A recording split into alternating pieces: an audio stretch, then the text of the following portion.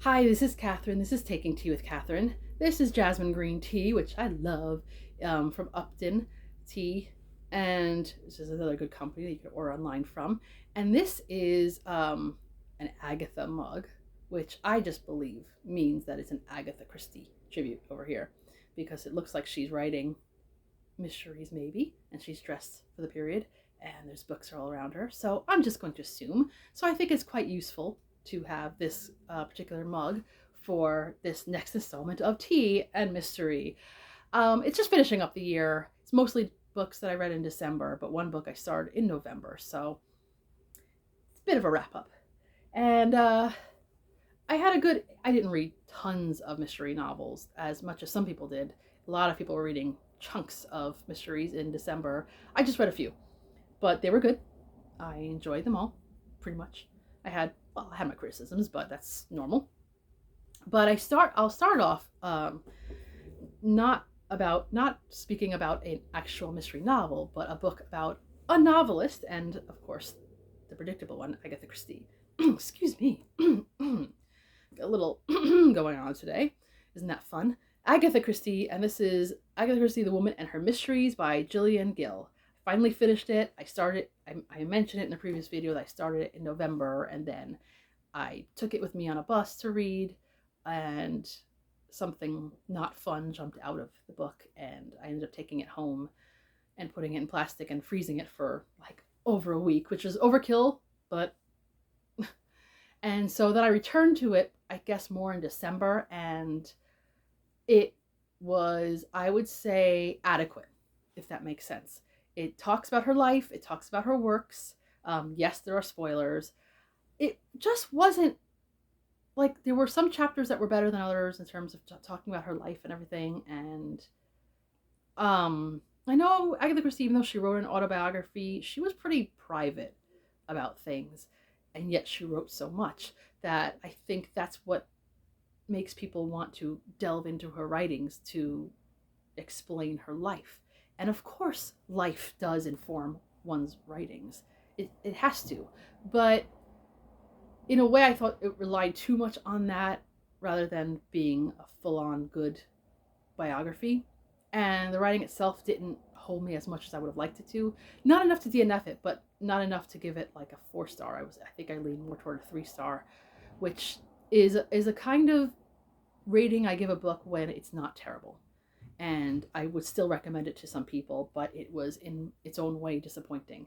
So that's how I felt about this book. It wasn't awful. It was good enough to finish, but not good enough for me to be like, well, if I had to like get rid of like half of my library one day, this would not be in the keep pile, probably. Unless something somehow changed in my head. But there were a couple of interesting moments. There was a little bit of a discussion about the time period where anti-Semitism, casual anti-Semitism, if you will, was used by a lot of people, and how the times changed and how she changed, Agatha Christie, to like get herself out of that mindset and, have it in writing, which is good. It's interesting when that is addressed, because I don't 100% hold it against her, but sometimes there are times where there are words that are used, not just anti-Semitism, other things too, which I might get to in a moment, that are like, oh, it's of the time, but you're also like not a fit. That's like one of the few things that I would say about Agatha Christie's writings that I don't like. So, and it's not like horrible, but it's also not something I'm fond of. But anyway, so I'm glad that that was addressed in this book a bit. But I just don't think, I think that I'm still in the search for a better biography. There was another one that came out a number of years ago that I started and didn't get that into. Something Thompson, was it Flora Thompson? It was something along the lines of that name, and maybe I just didn't give it a chance either. I have her autobiography, which I should try, and Lucy Worsley is coming out with a book biography about Agatha Christie, and I've heard both good and bad about Lucy Worsley as a biographer, but I've only read 2 of her biographies, and that was one on Queen Victoria and one on Jane Austen. Yes, Jane Austen at Home. And they were both really good reads. So I'm looking forward to. I think it comes out in the autumn at some point, so I'm looking forward to getting a hold of that book. But that's a while off, so I don't want to look forward too much. Um, Behind me, you might actually see next to the book on physics, there's a biography of Virginia Woolf by the same writer, Gillian Gill, and I still want to pick it up at some point. But I hope it's a little more interesting, a little better. But I don't regret reading this book whatsoever. It's just that I think I could have found a better one. But it was only $1 at Book Off, so I get to use that excuse. So now getting into the actual Agatha Christie novel that I read in December, and I read it around the time of the Christie's Missing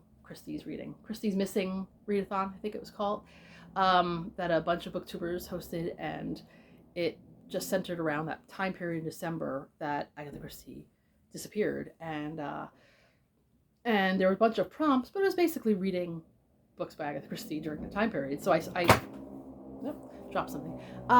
So I picked this book because for many reasons, that I got into my TBR for December, and this was a very satisfying read. I would put it somewhere in the upper middle of, if I were to rank the Poirot mysteries, because it was good, it was solid.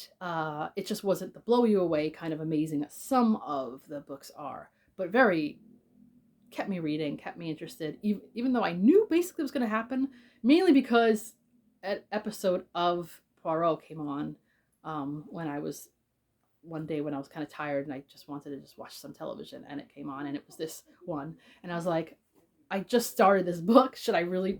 But then I got to kind of compare the differences, so I didn't mind in a way. But there were quite a few differences in the adaptation, and I still love David Suchet no matter what, but some of the differences were a little over dramatic.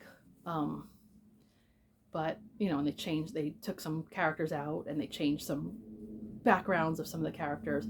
But mainly it's about a flight from Paris to London, which is actually Croydon, which is South London.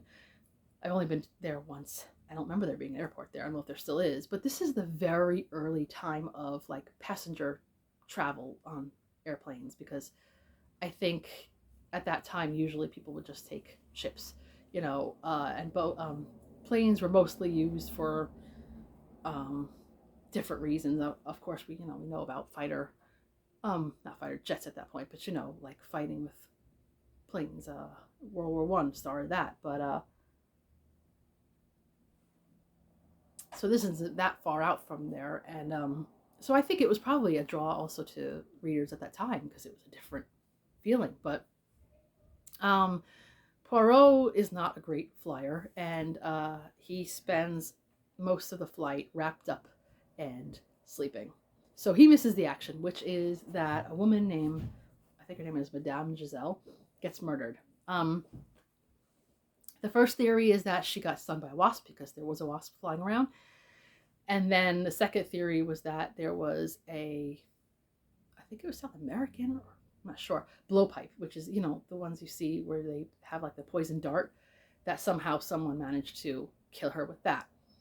And they find one of these pipes in Poirot's seat, which Poirot did not like, because he's like, not only did I miss the action, but I also am being framed? Oh no. So now he decides to really take this on. He would have taken it on anyway, you know that. But he really does say, no, I need to, clear my name no matter what. And there are just a number of people who could have done this murder.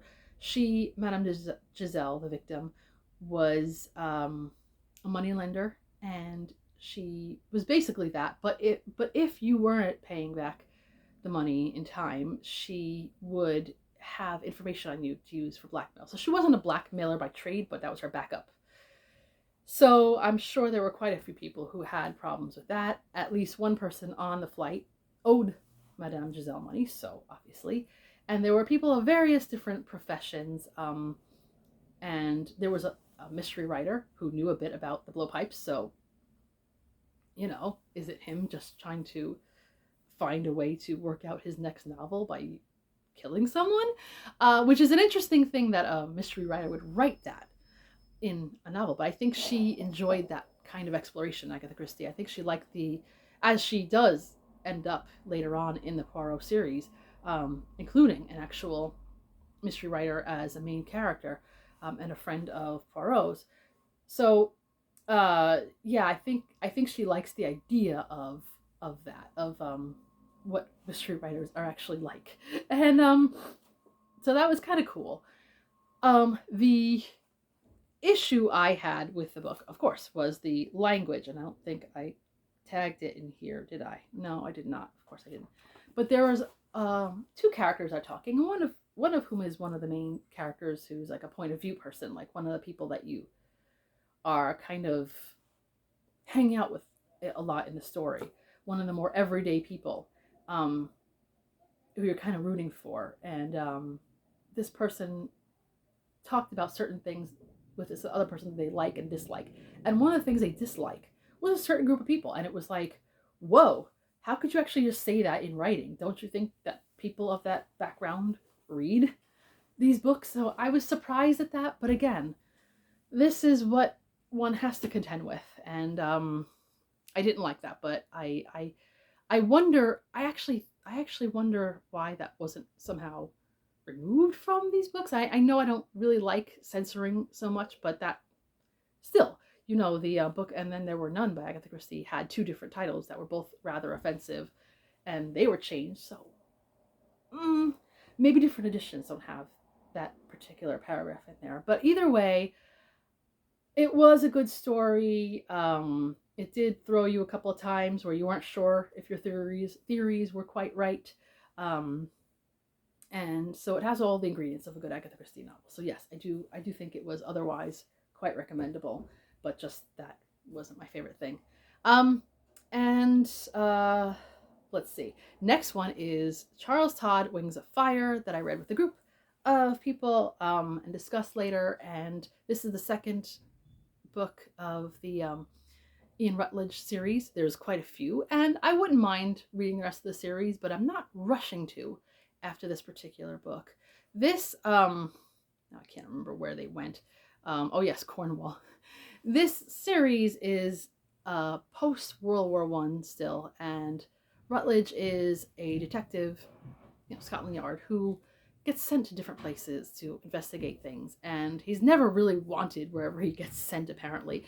In this case, two people in the same family are found dead.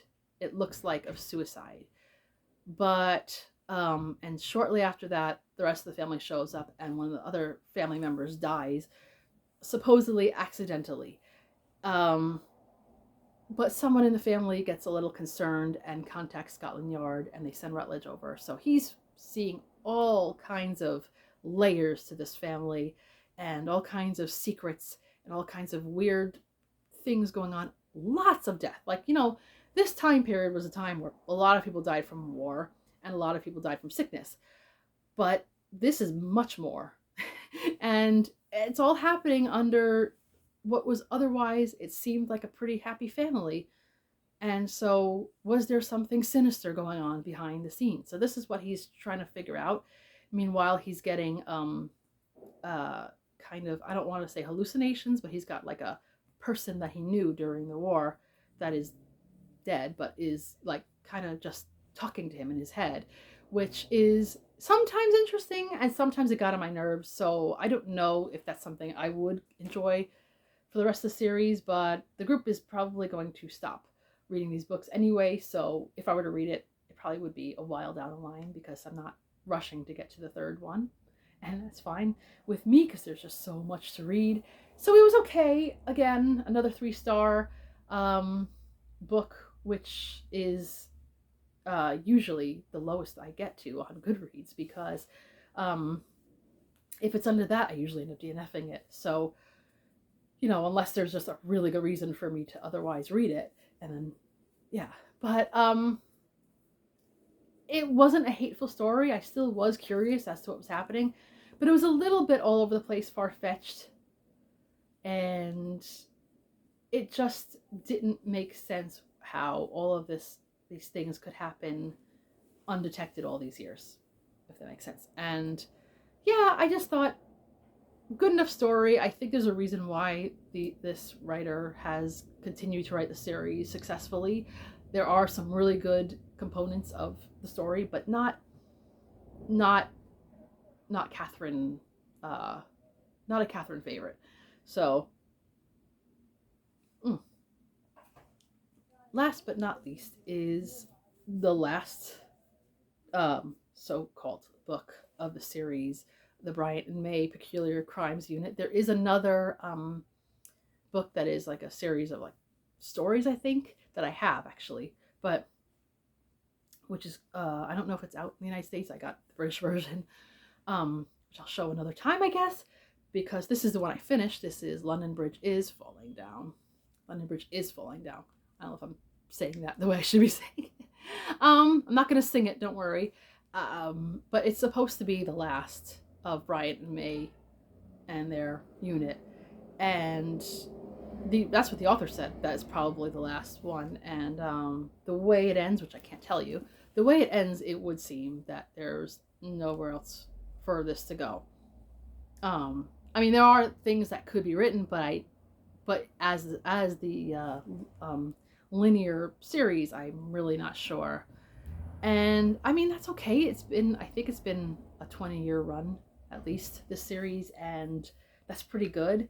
But and sometimes certain things are slightly formulaic about the series, but I think I didn't mind that. It's mainly most of the stories take place in London, which I am quite drawn to, and the partnership of Arthur Bryant and John May are two men who have worked together for decades. Arthur Bryant is brilliant, but a little bit, I guess, eccentric.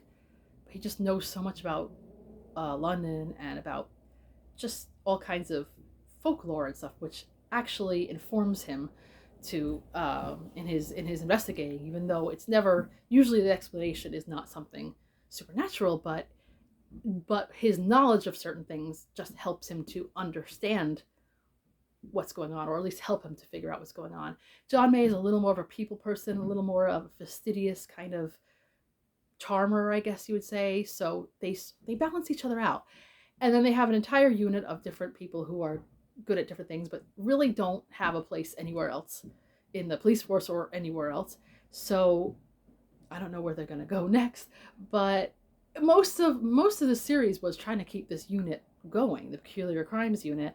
There's always someone up in, I don't know, the top people in the police, Metropolitan Police, whatever they call it in London, that are trying to have them closed down. In this case, they were really getting ready to close down the unit once again, where Arthur Bryant is just like, well, we got to find something. We just got to find something. So they do just randomly find a body that is found under slightly mysterious circumstances. And in doing this, they somehow manage to uncover something that has been going on behind the scenes that involves the unit. Things that Arthur Bryant forgot about completely because, well, he's quite old. And not knocking being old, but I'm just saying he is really up there in age. I mean, he if the age he was supposed to be in the first book, which was in the early 40s, was correct, that he's got to be around 100 at least. So, you're bound to not remember everything that's happened in your career, I would say. But it was so it was fascinating because it gets a little bit into things like the CIA, so American people get involved, and which was hilarious. Like I said, I don't want to give away everything, but I took this with me one day when I was commuting to the office I work in, and which is in Manhattan.